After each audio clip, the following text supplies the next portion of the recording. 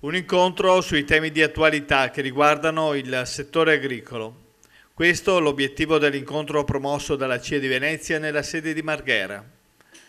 Incontro che ha visto la partecipazione del presidente nazionale Dino Scanavino.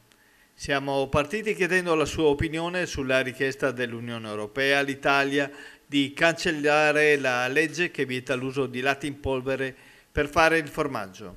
Questo aspetto. Noi siamo stati molto chiari su questa questione. Il tema del latte in polvere è un problema che va affrontato senza creare allarmismo. Intanto bisogna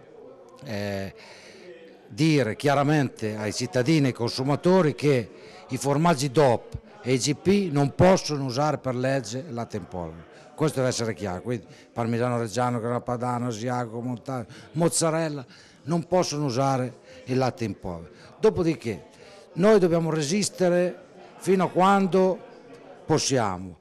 Quando l'Unione Europea dovesse farci rispettare una regola che tutta Europa rispetta, noi non dovremmo preoccuparci più di tanto, ma occuparci del fatto che sia identificato chiaramente in etichetta che quel prodotto contiene latte in polvere. Allora i cittadini sapranno scegliere se vogliono un prodotto con latte in polvere o vogliono un prodotto con latte liquido. Dopodiché il latte in polvere è latte, non è un veleno, può essere di qualità più scarsa ma è latte, e quindi io rifiuto categoricamente la definizione di formaggi senza latte, perché non è vero, e quindi non possiamo dire ai cittadini che qualcuno fa formaggio senza latte. Questa presa di posizione dell'Unione Europea fa ancora più specie perché siamo nell'anno dell'Expo sul tema del cibo, della biodiversità e del riappropriarsi della terra.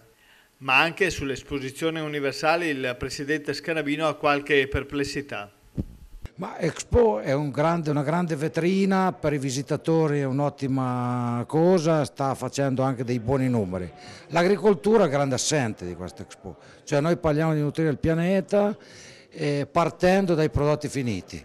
Nessuno o pochissimi provano a ragionare, a far ragionare le centinaia di milioni di visitatori su qual è il percorso che porta a quei prodotti finiti. Io credo che per nutrire il pianeta sia necessario più riconoscimento del lavoro degli agricoltori. Expo per ora non lo sta facendo. Oltre alle questioni di carattere nazionale si è parlato anche di quelle regionali. In Veneto si è formata una nuova giunta dopo le ultime elezioni con un nuovo assessore all'agricoltura. Sicuramente il PSR dovrebbe essere determinante, siamo già abbastanza in ritardo, per cui un anno l'abbiamo già perso praticamente, perché andremo con i nuovi bandi sicuramente la primavera prossima. Io spero proprio però che le misure che sono state fatte nel PSR siano veramente di aiuto e di sostegno, diciamo, alle aziende che hanno bisogno di innovare, di rinnovarsi all'interno del comparto agricolo. Giovani in testa, ma non solo i giovani.